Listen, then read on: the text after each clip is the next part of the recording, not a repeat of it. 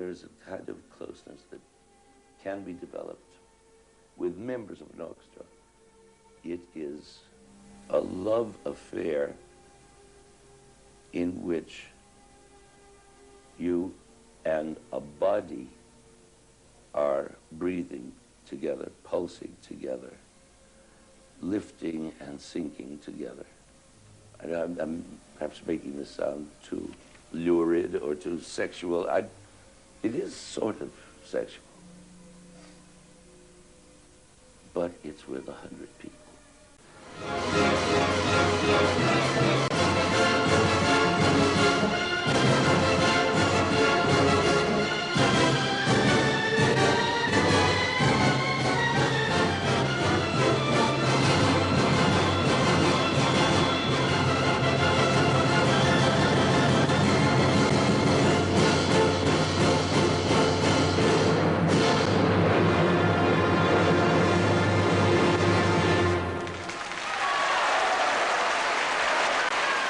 Leonard Bernstein, conducting an orchestra is like being the father of a very large family. The New York Philharmonic was my first family. Actually, it was really my second, because the Boston Symphony was my first. Since I came from Boston, it was my hometown orchestra.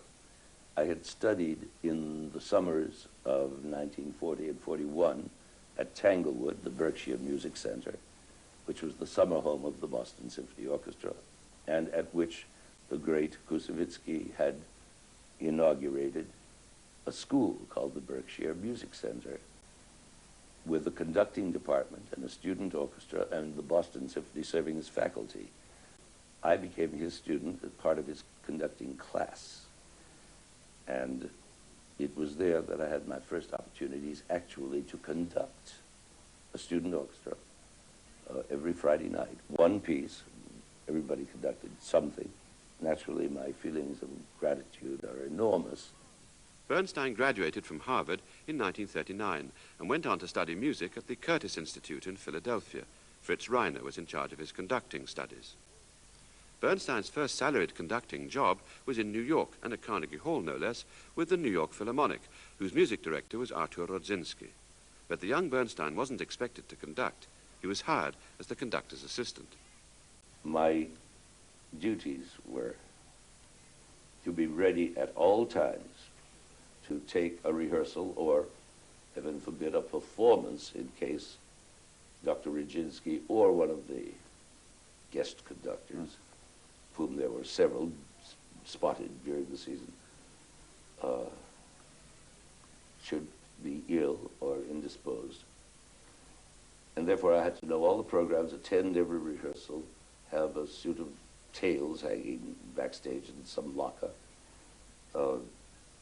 And the main thing about this was that within the memory of anyone connected with the Philharmonic, including Arthur Judson, who had been running it for I don't know how many years, and his assistant Bruno Zirato, no conductor had ever been sick or indisposed. And one assistant conductor after another, I came to know some of them, had grown into deeply bitter, frustrated people who had sat and waited year after year for some conductor to get sick in vain. To make the long story short, that year that I was assistant conductor, everybody got sick, including Rodzinski and every guest conductor. Now, I'm not versed in the art of voodoo. I don't know much about sticking pins into little dolls. There were rumors that my father had paid handsomely to have Bruno Walter, who was the first guest conductor of the season, phone in sick.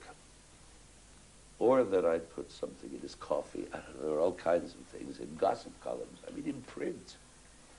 Just madness. But the truth of it was that indeed, on the Sunday morning preceding the Sunday afternoon concert on November 14th, 1943, which was mere minutes after I had been given this wonderful God blessed job.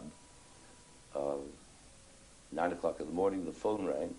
It was Bruno Zirato, the assistant director, informing me that Bruno Walter had the flu and that I was on at 3 o'clock that afternoon. No chance for rehearsal, nothing.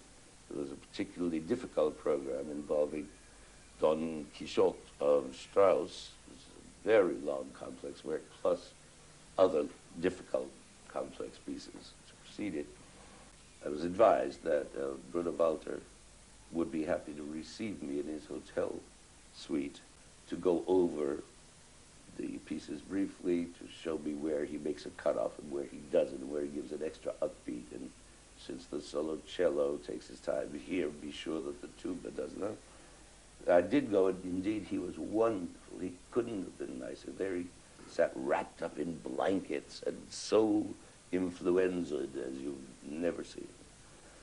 And between coughs and one thing and another, he did go through the scores in a very helpful manner. Couldn't be very long. It was about half an hour. And he gave me his blessing, and off I went. My next memory, after having left Bruno Walter, was wandering around, not knowing what to do till 3 o'clock in the afternoon. I had to put on the one good suit I had because the tails hang in the back waiting, but nobody had told me about the afternoon, that there were some concerts in the afternoon. I had nothing prepared for that, so I just wore my one good suit. And of course, it happened to be a coast-to-coast broadcast as well, Sunday afternoon in those days. So it was particularly anxiety-making. But I don't really remember much except going into the Carnegie Hall drugstore where I had breakfast every day. And kindly old pharmacist was a friend of mine, and I had cup after cup of coffee, and he said, "You're looking rather nervous and drained. We were out late last night." Yes, I was, but that's not all. I told him that at 3 o'clock I would have to do this thing, and that I was a bit jittery. He said, "Look," he was my friend, he said, "take these two little pills. One is white, and one is, I've forgotten, green or something. Put them in your pocket, and just 5 minutes or so before you go out on stage, just pop them in your mouth, and you will be fine. One pill will quiet your nervousness, and the other will give you energy." And I said, "Are you sure?" Can you imagine this in 1943? Drugs, 1943, illicit drugs, kindly old pharmacist, but I put them in my pocket. I do remember, the last thing I remember before walking out on stage was taking these pills out of my pocket and throwing them full force across the whole length of the Carnegie Hall backstage. So there isn't any, but you know what I mean. I threw as far as I could and walked out. I remember nothing from that moment until the end of the concert, when there was a lot of screaming and the audience was on its feet. And my parents and my little brother Bertie were in the box, absolutely dazed. What had happened? And all I knew is that it was apparently a big success. And the next morning, the story was carried on the front page of all things of the New York Times. And I was famous. In Carnegie Hall, we resume this afternoon's New York Philharmonic Symphony Concert, sponsored by United States Rubber Company, with a performance of Richard Strauss's tone poem, Don Quixote, subtitled Fantastic Variations on a Theme of Knightly Character. Leonard Bernstein, assistant conductor of the Philharmonic Symphony, will direct.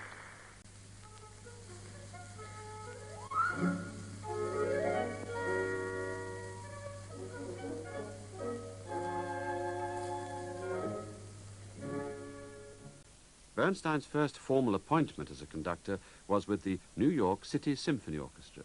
The players worked for the union minimum, and Bernstein worked for expenses only, but they had a great time, premiering a few works and doing valuable second performances of neglected repertoire by Hindemith, Bartok, and Stravinsky. Meanwhile, Bernstein, the composer, was teaming up with Jerome Robbins, Betty Comden, and Adolph Green for shows such as On the Town. He'd already written his first symphony, and his brilliance and musical versatility marked him out as America's golden boy of music. Within a year of the war's end, he was conducting in Europe, the world expanding now to include opera. At La Scala, Milan, in 1953, he conducted Medea with Maria Callas. Earlier, he'd conducted the American premiere of Peter Grimes at Tanglewood. His career was developing in every direction. In 1954, he delivered the first of over 100 television programs about music. 2 years earlier, his opera Trouble in Tahiti was produced on NBC television.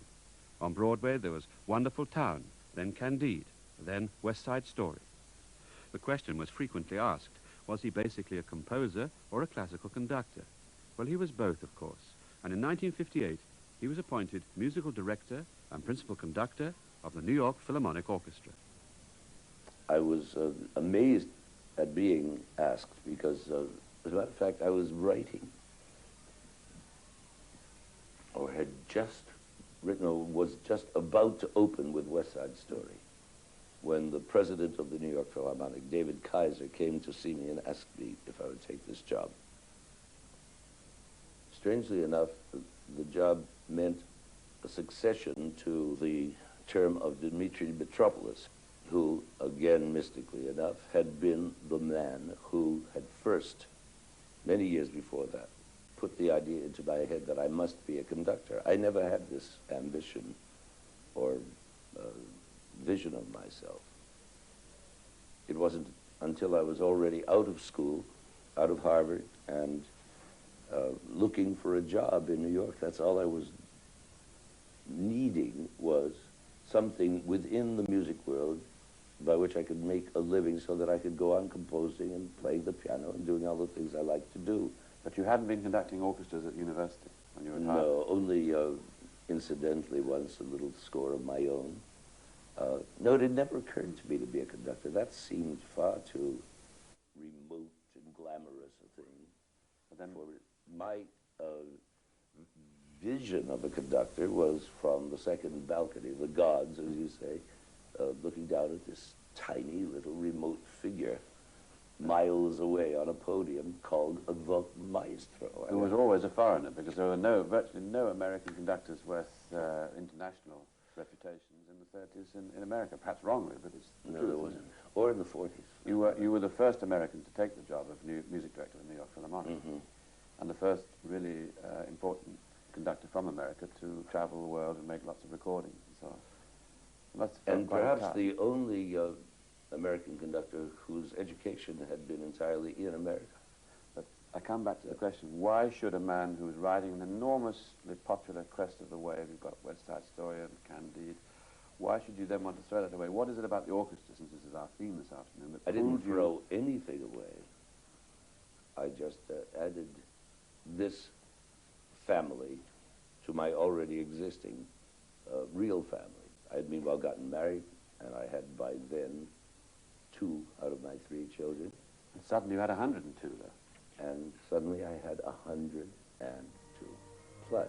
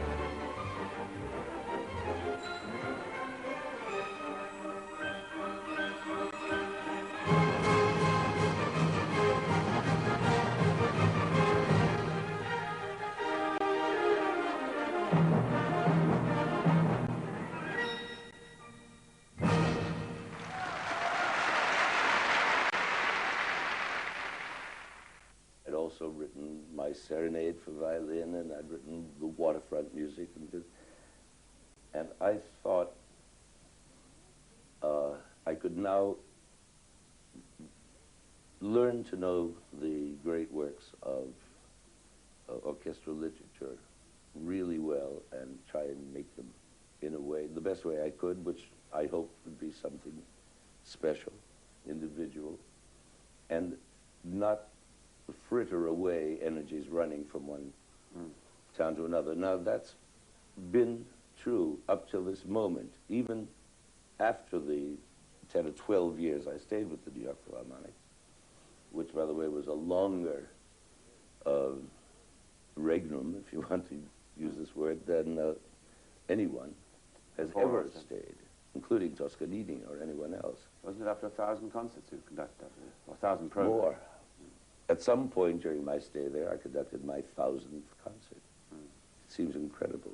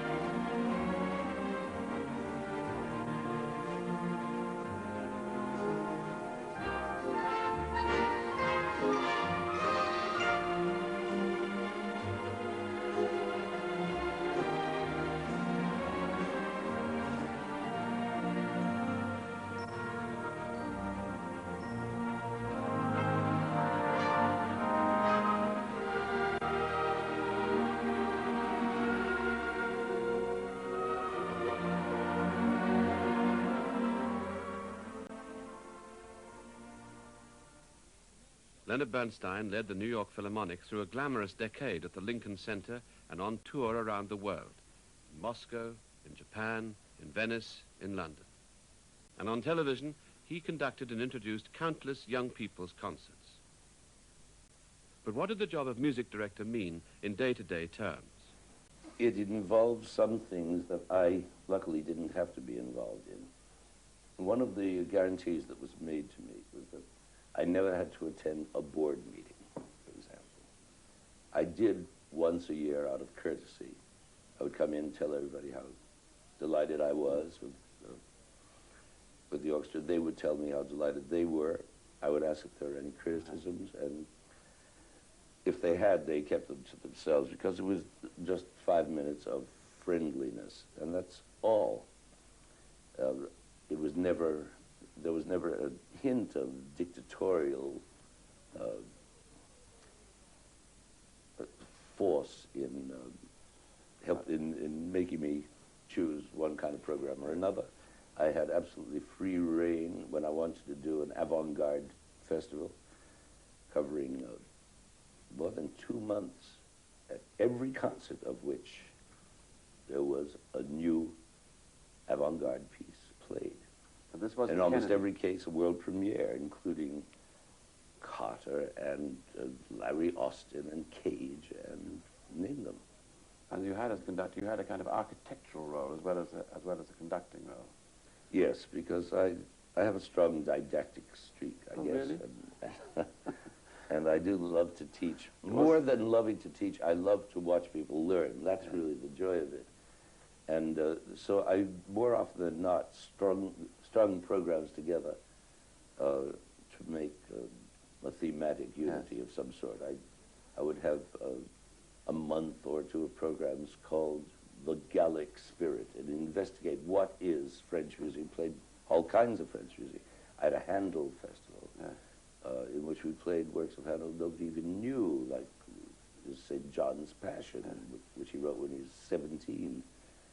Extraordinary things like that. Then I had this avant-garde thing, which would ordinarily bring down the wrath of any board of directors because that's box office poison. In fact, it turned out to be quite the opposite. Then I had a survey of American music from the beginning. That was the first thematic thing I did. These were your ideas? These were all my ideas, and I was given free rein to do anything I wanted.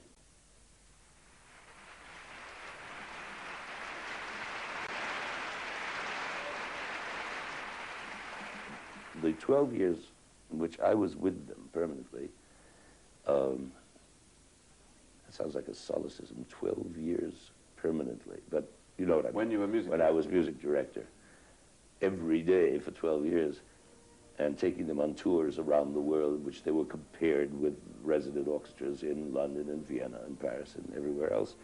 And they were acclaimed the greatest orchestra in the world, which made my heart leap up because they would be commended for their Mahler in Vienna and for the Ravel in France and so on.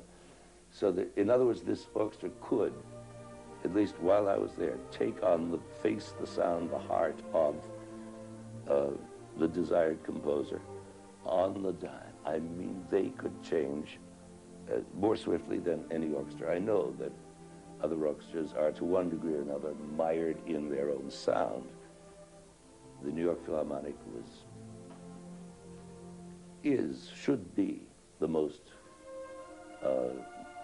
flexible because the most heterogeneous. In other words, it has more Americans in it than non-Americans, right? I mean, there'll be a Polish refugee girl sitting there, but they're exceptions. Mainly now, this didn't always used to be the case, you understand. Now, mainly, they are American-born and trained. And they are able to play all the repertoire and make the sound you want.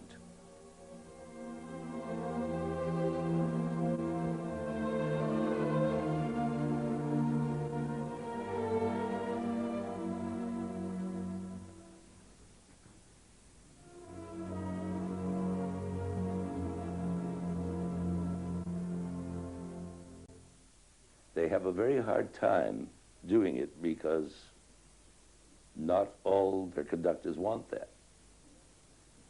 Their conductors will want either a particular sound which bespeaks themselves, himself, or a sound that bespeaks nothing, that is just an X-ray picture of the orchestra, or whatever that is.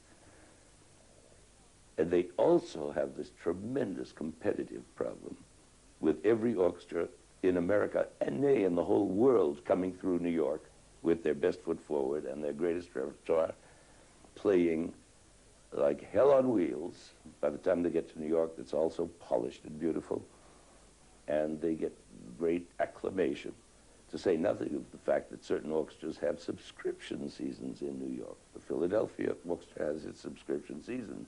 So does the Boston Symphony. There's a Brooklyn Philharmonic. There's the Chicago Orchestra that comes and has a season. And they all come with their best. Whereas the poor old New York Philharmonic has to bat it out, a new program every Thursday night, every week, new program, competing with these finely honed and tuned and shiny programs by everybody else. And they get battered in the press. There's no question of that there's a certain unfairness in the judging between.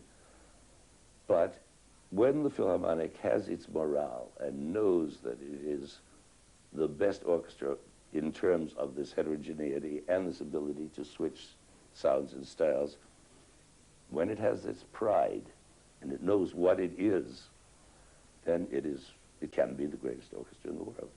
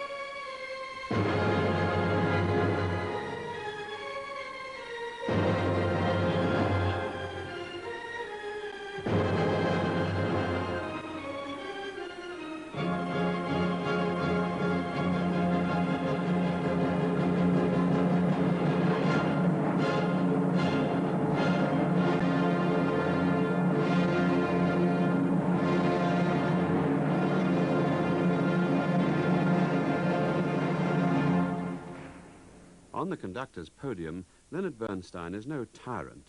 His authority comes from his immense knowledge of the way music actually works, both in performance and on the printed page. His conducting scores are usually covered with a multitude of technical and analytical squiggles. Does his knowledge come, I asked him, from his studies at the Curtis Institute, or is it rather first-hand orchestral experience? Well, it comes from both of the above, naturally. Combination of study and experience, but it's also, there's another element which is the conductor's ability to hear the score he's reading and to be able to imagine the composer's intention. That's the main thing, and I think that is the main ingredient in a successful conductor, in a good conductor. A conductor who can put himself in the place of this composer writing that piece and retransfer it.